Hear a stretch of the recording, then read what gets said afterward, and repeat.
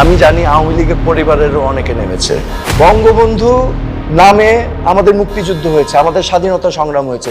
আওয়ামী লীগের ভবিষ্যৎ নিশ্চিত করতে হলে বা রাজনীতিতে ফিরে আসতে হলে। দর্শক স্বাগত জানাচ্ছি যুগান্তর ডিজিটালে, সঙ্গে আছি আমি আশরাফুল ইসলাম। আজ আমাদের অতিথি সাবেক স্বরাষ্ট্র প্রতিমন্ত্রী ও বাংলাদেশের প্রথম প্রধানমন্ত্রী জনাব তাজউদ্দিন আহমেদের একমাত্র পুত্র তানজিম আহমেদ সোহেল, আমরা যাকে সোহেল তাজ হিসেবে বেশি চিনি। আমি শুরু করতে চাই যে প্রশ্নটি দিয়ে, আজ থেকে বছর দুয়েক আগে আপনি যুগান্তরের একটা ইন্টারভিউতে বলেছিলেন যে আপনার রক্তের সাথে আওয়ামী লীগের রক্ত মিশে আছে। তো আপনি ওই সময় বলেছিলেন যে যদি কখনো আওয়ামী লীগ বিপদে পড়ে দলীয়ভাবে তখন আপনি হাল ধরবেন এবং আওয়ামী লীগের নেতাকর্মীরা যদি আপনার কাছে আসে আপনি তাদেরকে ফেরাবেন না। এই 2 বছর পর যখন আওয়ামী লীগ কার্যত নিষিদ্ধ, আপনার অবস্থানটা একটু জানতে চাই। আমি মনে করেছিলাম যে আমার বাবা মার যে দেশপ্রেম ছিল বাংলাদেশের মানুষের জন্য, তারা, আমি নিজে চোখে নিজের অভিজ্ঞতা থেকে আমি যেটা উপলব্ধি করেছি, আন্তরিকভাবে অন্তর থেকে তারা বাংলাদেশকে ভালোবাসতো। সো তাদেরই সন্তান হিসাবে আমি মনে করেছিলাম এটাও আমার একটা দায়িত্ব। সেই দায়িত্ববোধ থেকে আমি আমার 28 বছর বয়সে আমি আমেরিকা থেকে ফেরত চলে আসি। আমি এক বড় স্বপ্ন নিয়ে এসেছিলাম যে হয়তো বাংলাদেশে পরিবর্তনের একটা অংশ হতে পারবো, সুন্দর রাজনীতির। 2001 সালে যে আওয়ামী লীগের ভরাডুবি হয়েছিল এবং বিএনপি জামাত জোট সরকার পরবর্তীতে সরকার গঠন করে, এরকম একটা নির্বাচনে যেখানে আওয়ামী লীগের ভরাডুবি হয় আমি জয়লাভ করে এসেছি। তো সেই 5 বছরের অভিজ্ঞতা, যাই হোক, বাংলাদেশের যে পলিটিক্যাল কালচার জঘন্য, নিপীড়ন, অত্যাচার, নির্যাতন, মামলা যা হয় আর কি, যেটা নর্মাল আমরা মেনে নিয়েছি বাংলাদেশের কালচারে। সেই সময় আমি ডিসিশন নিয়েছিলাম আমি আর পলিটিক্স করব না বাংলাদেশে। তো এই ইশতিহার দেখে আমি কিন্তু আবার ফিরে আসি। তখন আমি অনুপ্রেরণা পাই এবং আমি আশান্বিত হয়েছিলাম যে এবার হয়তো চেঞ্জ আসবে, রাইট? বিকজ এই যে 5 বছরের আওয়ামী লীগের যে দুরবস্থা হয়েছিল, আমার ধারণা ছিল যে আমার মানে আপার লিডারশিপ এটা থেকে শিক্ষা নেবে। 5 বছরের যে বিরোধী দলীয় রাজনীতি, যেই অত্যাচার নিপীড়ন আমরা ফেস করেছিলাম, আমি ভেবেছিলাম সেখান থেকে আমরা শিক্ষা নিব, রাইট? যে একটা সুন্দর দেশ গড়ার জন্য we will set an example. কিন্তু আমি যখন দেখলাম যে না, দুর্নীতি দূর করা তো দূরের কথা, এখানে বিজনেস অ্যাজ ইউজুয়াল হচ্ছে, তখন আমার কাছে ক্লিয়ার হয়ে যায় আমরা কোন পথ বেছেছি। সো আমি যখন দেখলাম যে নীতি নৈতিকতা বিসর্জন দেওয়া হচ্ছে, আমি এটাকে কোনোভাবেই মেনে নিতে পারিনি। এবং যে সকল অনিয়ম আমি দেখেছি, যেই অনিয়মের বিরুদ্ধে আমাদের কাজ করার কথা ছিল, আমি সেটা মেনে নিতে পারিনি। এবং আমার কাছে ক্লিয়ার হয়ে যায়, কারণ আমি ইতিহাসের ছাত্র, আমি অ্যাজ এ হবি আমি খুব পছন্দ করি। ইট ওয়াজ ক্লিয়ার টু মি, আমরা second option business as usual পথে গেলে আজকে না কালকে না 10 বছর পরে একটা পরিণতি আসবে। আমরা রাজনৈতিকভাবে বিরোধী দলকে দমন নিপীড়ন করেছি, হত্যা গুমের রাজনীতি বেছে নিয়েছি, পলিসি বেছে নিয়েছি, দুর্নীতির পথ বেছে নিয়েছি, যার ফলে হয়েছে কি আমাদের গ্রাসরুটসের নেতাকর্মীরাও এই চক্রের ভিতরে আক্রান্ত হয়ে গিয়েছে। আওয়ামী লীগ সংগঠন হিসাবে জনগণের পালস থেকে দূরে সরে এসেছে, কারণ সবাই নিজের আখের গোছাতে ব্যস্ত হয়ে গিয়েছে। এবং এটা এসেছে, বলে না মাছের পচন শুরু হয় মাথা থেকে, আমাদেরও একই অবস্থা হয়েছে, পচন শুরু হয়েছে মাথা থেকে। এবং পচন শুরু হয়ে এটা 2014 সালের নির্বাচন, 18 সালের নির্বাচন এবং 2024-এর নির্বাচন, ওকে, আলটিমেট এবার পুরো বডিটাই পচে গিয়েছে।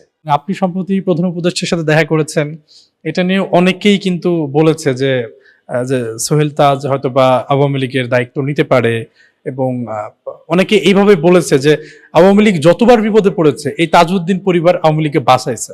স্বাধীনতা সংগ্রামে নেতৃত্ব দেওয়া, মুক্তিযুদ্ধের নেতৃত্ব দেওয়া আওয়ামী লীগ আর আজকের আওয়ামী লীগ, ঠিক আছে, সেই আওয়ামী লীগ ছিল নীতি আদর্শ কেন্দ্রিক একটি দল।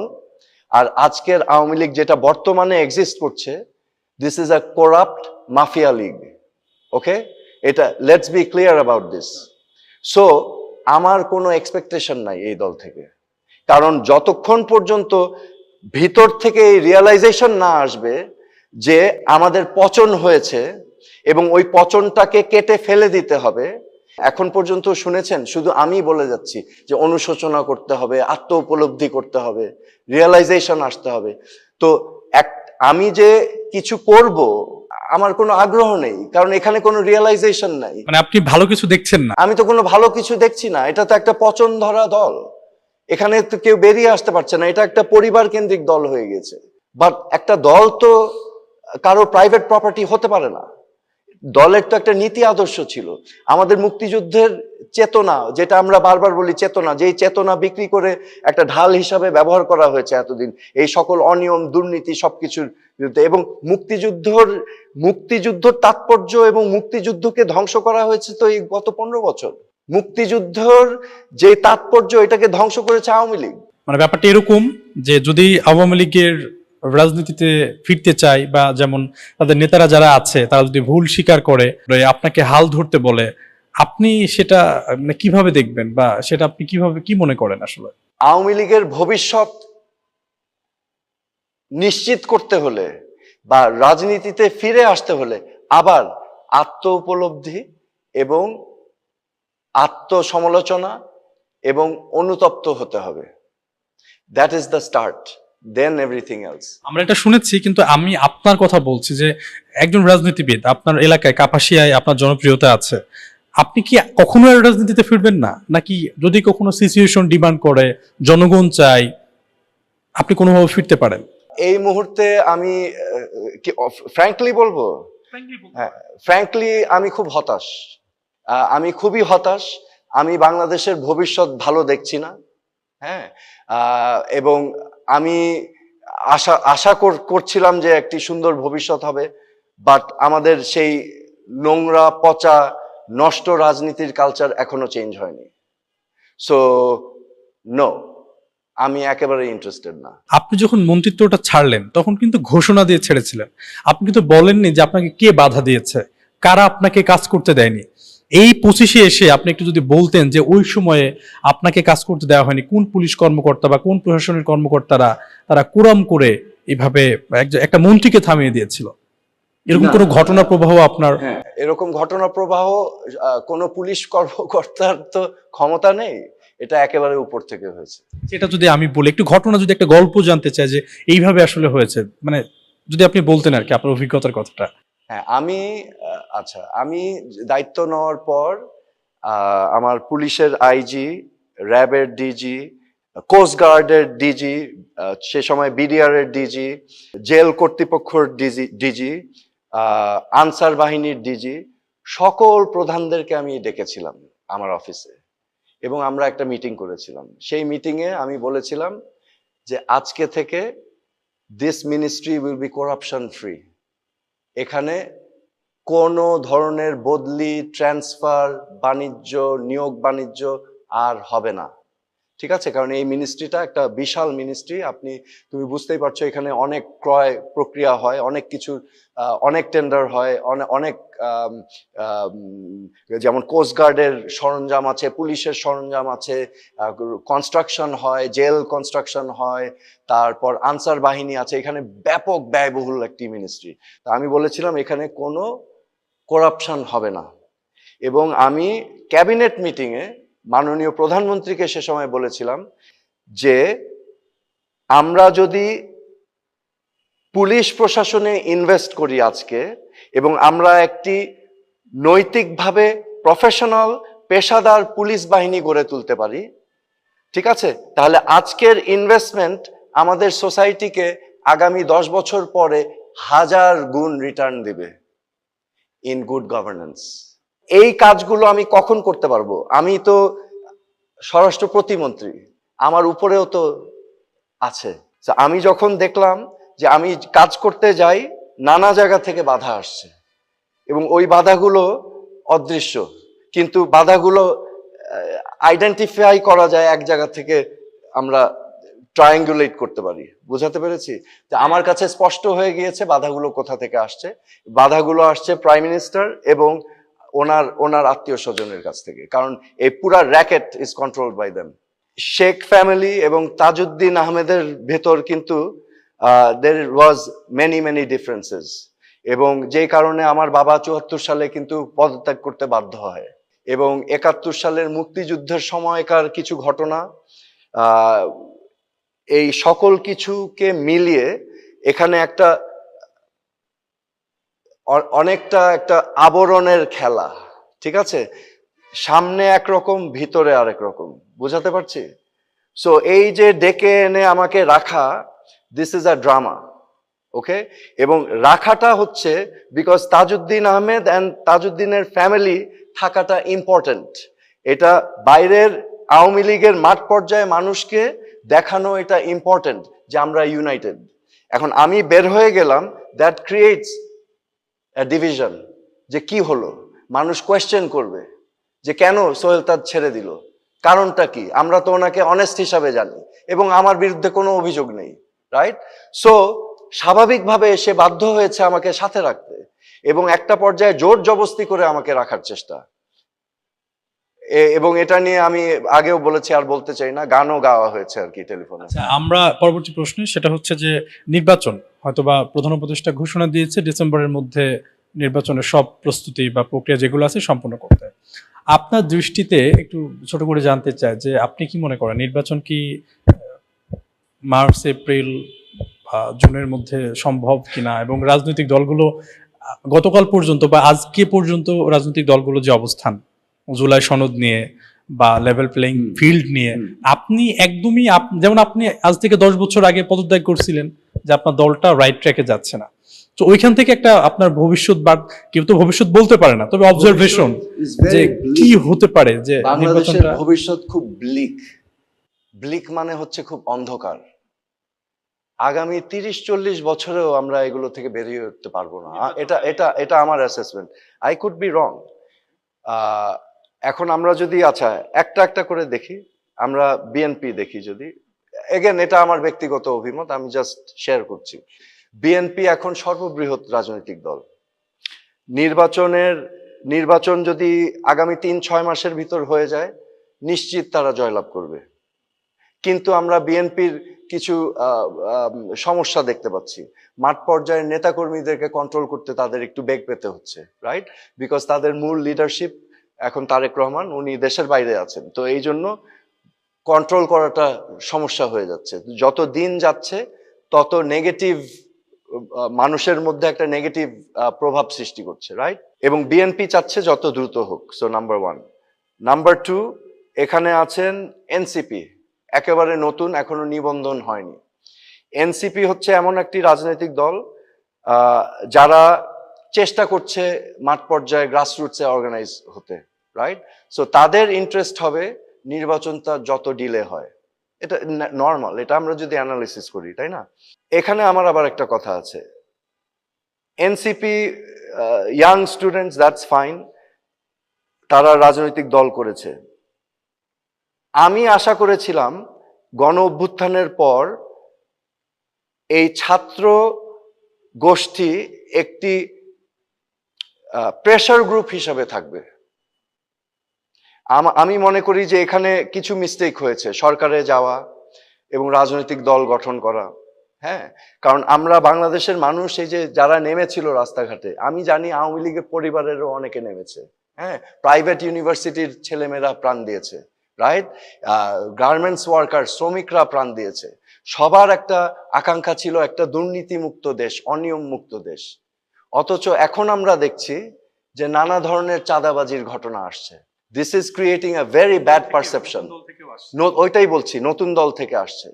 সো এটা তো আমাদের এক্সপেকটেশনে ছিল না। আমরা ভেবেছিলাম যে ছাত্ররা এসে জিহাদ ঘোষণা করবে দুর্নীতি অনিয়মের বিপক্ষে, রাইট? কিন্তু এখন আমরা দেখছি আবার ভিন্ন চিত্র। এটা একটা নেগেটিভ মনোভাব সৃষ্টি করছে, রাইট? সো আমি আশা করব যে ছাত্র যারা নেতৃত্ব যারা আছে তারা এটাকে সিরিয়াসলি নেবেন এবং তাদের উপর কিন্তু বাংলাদেশের মানুষ অনেক আশা ভরসা নিয়ে এন্ট্রাস্ট করেছিল, ঠিক আছে? এবং তারা কিন্তু এই আন্দোলনটাকে এক অর্থে তারা এটার অংশ ছিল, কিন্তু এখন মূলে চলে এসেছে, তো তাদের উপরে দায়িত্ব ভারটা আরো বেশি বর্তায়। আওয়ামী লীগ মুক্তিযুদ্ধকে কিন্তু তাদের দলীয় একটি হিসেবে ব্যবহার করেছে, যে তাদের দল মুক্তিযোদ্ধা করেছে।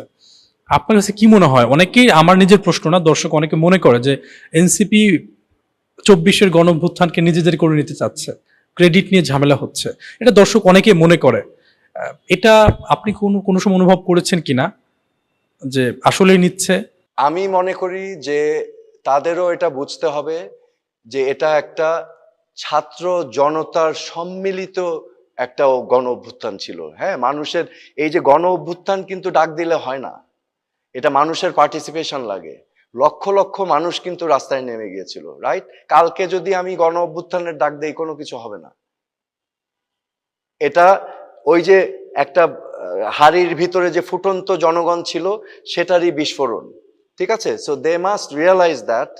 এবং এই যে অনিয়ম, এই যে চাঁদাবাজি, এগুলো ইমিডিয়েটলি পদক্ষেপ নিতে হবে এগুলো থামাবার জন্য। তাদের স্পষ্ট বক্তব্য থাকতে হবে, ক্লিয়ার স্টেটমেন্ট থাকতে হবে তারা কি করতে চায়। এখন পর্যন্ত আমি কিন্তু জানি না তাদের লক্ষ্য কি, হোয়াট দে স্ট্যান্ড ফর। একটা তো আইডিওলজি থাকতে হবে। শুধু জুলাই অগাস্ট বললে তো হবে না, রাইট? জুলাই অগাস্ট তো সবাই পার্টিসিপেট করেছিল। সো আমাদের গোলটা কি? আমাদের গোল ছিল, তারা কিন্তু সে সময় বলেছিল দুর্নীতিমুক্ত, অনিয়ম মুক্ত একটি সমাজ। তো কাজেও সেটা প্রমাণ করতে হবে, তাই না?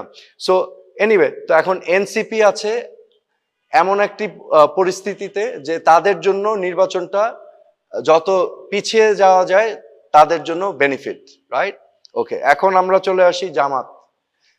জামাত একটি অর্গানাইজড পার্টি, তাদের organisational capacity is very high. ঠিক আছে? আমি বাই দ্য ওয়ে, আমি জানি না এখনো জামাত কেন আমাদের মুক্তিযুদ্ধের সময় যে একটি ভুল হয়েছিল ওটা স্বীকার করে নিলে জামাতের পলিটিক্স কিন্তু অনেক ক্লিয়ার হয়ে যায়। এটা আমার অবজারভেশন। এখন 25শে মার্চ হওয়ার আগ পর্যন্ত আপনার পলিটিক্যাল চিন্তাধারা পাকিস্তান থাকুক, এই চিন্তাধারা থাকা কোনো অন্যায় ছিল না। বাট যেই মুহূর্তে গণহত্যাটা হয়ে গেল, তখন কিন্তু আর জিনিসটা সেম থাকছে না। That was crimes against humanity. ঠিক আছে? জেনোসাইড। সো ওই ভুলটা স্বীকার করে নিলে তাদের রাজনীতি অনেক ক্লিয়ার হয়ে যায়। কারণ এটা আমার ব্যক্তিগত অভিমত। তো জামাত মোটামুটি অর্গানাইজড, বাট তাদের জন্য একটু সময় হলে ভালো। But I think they can manage December ফেব্রুয়ারির ভিতর, রাইট? কারণ আওয়ামী লীগ তো এখন নাই। এখন আওয়ামী লীগ আর আরেক দিকে আছে বর্তমান সরকার। এখন এখানে পুরা জিনিসটাই কিন্তু আমরা অনেকেই কনফিউজড যে এখানে কয়টা পাওয়ার সেন্টার, কি হচ্ছে, কি হবে। ঠিক আছে? বাংলাদেশের নাগরিক হিসেবে সবাই কিন্তু মোটামুটি এখন বেশ কনফিউজড। নির্বাচন তো দিতেই পারে, নির্বাচন দিলে এখানে আমাদের সেনাবাহিনী আছে, তারা এখানে নিশ্চিত করতে পারে। হ্যাঁ, তাদের ম্যাজিস্ট্রেসি পাওয়ার অলরেডি দেওয়া আছে এবং নির্বাচনের জন্য তাদের প্রস্তুতি, I am sure they will be prepared for it. কারণ আমাদের সেনাবাহিনী একটি ডিসিপ্লিন ফোর্স এবং more or less they are still maintaining professionalism, right? So এই হচ্ছে আমাদের চিত্র এখন। সো আওয়ামী লীগের ক্ষেত্রে এখন আগামী নির্বাচন তো ইটস নট আ পসিবিলিটি, কারণ আওয়ামী লীগকে অলরেডি নিষিদ্ধ করা হয়েছে এক অর্থে। সো এই বিবেচনায় এখন এই যে বিভিন্ন ধরনের সংস্কার আছে, নির্বাচন হবে কিনা, সংস্কারের আগে পরে, বিচার হবে আগে না নির্বাচন হবে আগে, তো এই ইস্যুগুলো নিয়ে এখানে আমার মনে হচ্ছে একটা মানে খেলা খেলা হচ্ছে, সংকট। এবং এই সংকটটা সবাই যদি আন্তরিকভাবে এটাকে মীমাংসা না করে, তাহলে আমি সংঘাত দেখছি সামনে। 24-এর গণঅভ্যুত্থান পরে এখন পর্যন্ত সেনাপ্রধান, বিশেষ করে যদি বলি, উনি যে অবদানটা রেখেছেন এটা আসলে প্রশংসার দাবি রাখে। কারণ উনি যেভাবে বাহিনীটাকে, ফোর্সগুলোকে যেভাবে গুছিয়ে রেখেছেন, এবং তারা কিন্তু এক অর্থে ছাত্র জনতার পক্ষেই, শেখ হাসিনার যে নির্দেশ ছিল সেই নির্দেশকে কিন্তু অমান্য করে ছাত্র জনতার পক্ষে দাঁড়িয়ে গেছে। সম্প্রতি আমরা দেখেছি একজন মেজর, একজন আর্মির মেজর, উনি হচ্ছে যে আওয়ামী লীগের কিছু লোকজনকে ট্রেনিং করিয়েছে। এটা আসলে আপনি কি মানে কিভাবে দেখেন? এটা কি খুব সহজ কোনো ব্যাপার? পচন শুরু হয়েছিল মাথা থেকে, আওয়ামী লীগ এখন পুরা পচে গিয়েছে। This is not what a political party does. এটা তো একটা পলিটিক্যাল পার্টি করতে পারে না। আমাদের হাতে অপশন ছিল, কিন্তু একটা অপশন ছিল যে ভুল হয়েছে, এই যে ছাত্র জনতার উপর যে নির্বিচারে গুলি করা, পুলিশ প্রশাসনকে ব্যবহার করা, গণহত্যা, স্বীকার করে নেওয়া অ্যাজ এ পার্টি যে হ্যাঁ ভুল হয়েছে এবং তারপরে শুধরানো, সেটা হচ্ছে একটা গণতান্ত্রিক দল সেভাবে যেত। কিন্তু এই পথ, সেকেন্ড অপশন, ওই যে আগের দুইটা অপশন ছিল, গণতান্ত্রিক পথ আরেকটা হচ্ছে বিজনেস অ্যাজ ইউজুয়াল। তো এটা সাংঘাতিক একটা, আমি দেখছি এটা একটা বিপজ্জনক option for Awami League. It will not work.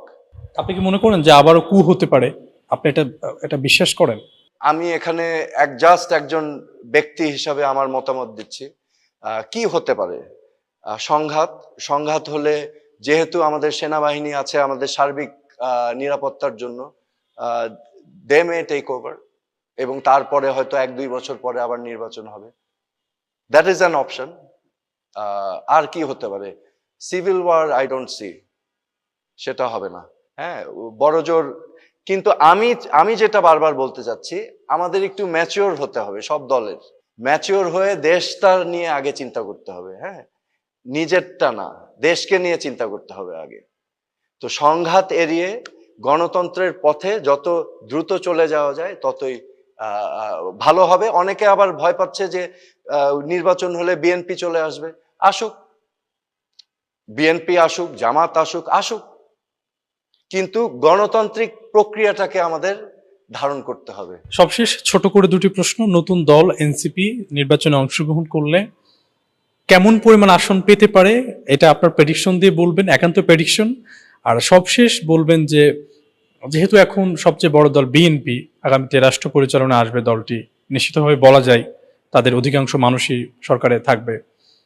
আপনি এই দলের প্রধান তারেক রহমানকে আপনার কোনো বার্তা আছে কিনা, যে আপনি তাকে আপনার কোনো চাওয়া বা কোনো পরামর্শ দল এবং দেশ নিয়ে আপনি বলতে পারেন? প্রথমত এনসিপি সম্পর্কে আমি আশাবাদী হতে চাই। I want to B hopeful যে ওরা ইয়াং, ওরা নেতৃস্থানীয় পর্যায়ে ছিল, ঠিক আছে, ওরা সাফারিংটা দেখেছে, জনমানুষের সাফারিং গুলো দেখেছে এবং একটা নতুন দেশের স্বপ্নর অংশ তারা, ঠিক আছে। So I want them to succeed. আমি চাই ওরা সাকসেসফুল হোক, রাইট? এবং ওদের ডিসিশন গুলো যাতে ম্যাচিওরলি ওরা নিতে পারে, আমি ওদেরকে বলবো যে ভেবে চিন্তে কাজ করতে। আর আপনি বললেন বিএনপির প্রধান সম্পর্কে আমার কোনো বক্তব্য নেই, কিন্তু আমি মনে করি যে সে যদি আগে চলে আসতো তাহলে এটা বেটার হতো তার দলের জন্য। আমার মনে হয় আমাদের সবারই অতীত থেকে শিক্ষা নেওয়া উচিত, because as we know history repeats itself. যে বাংলাদেশে প্রতি 15 বছর পর পর একটা করে বিস্ফোরণ হয়। 75-এর 15ই আগস্ট, 3রা নভেম্বরের পর 15 বছর যাওয়ার পর গণতন্ত্র আসলো 91 সালে, রাইট? 91 থেকে 2006 সাল কত বছর? 15 বছর। 111-এর 2 বছর, তাহলে 2008-9 থেকে 2024 কত বছর? 15 বছর। 15 বছর পর পর একটা পরিবর্তন হয় এবং এই প্রতিটা 15 বছর পিরিয়ড আমরা একই জিনিস রিপিট করতে থাকি এবং রিপিট করে আবার ফলাফল একই হয়, ঠিক আছে। সো এই মানসিকতা থেকে বেরিয়ে আসতে হবে যে একটা জিনিস যেটা দিয়ে একটা প্রবলেম সলভ হচ্ছে না, ওটা বারবার রিপিট করা হচ্ছে স্টুপিডিটি। এই স্টুপিড পলিটিক্যাল কালচার থেকে আমাদের বেরিয়ে আসতে হবে। That's my advice. এটাই বার্তা। এটাই বার্তা। ওকে দর্শক, আমরা কথা বলছিলাম বাংলাদেশের প্রথম প্রধানমন্ত্রী জনাব তাজউদ্দিন আহমেদের উত্তরসূরি, বাংলাদেশের সাবেক স্বরাষ্ট্র প্রতিমন্ত্রী জনাব সোহেল তাজের সাথে। আগামীতে আবারও কোনো নতুন অতিথি নিয়ে আপনাদের সাথে হাজির হয়ে যাব। আজ এখানেই, আল্লাহ হাফেজ।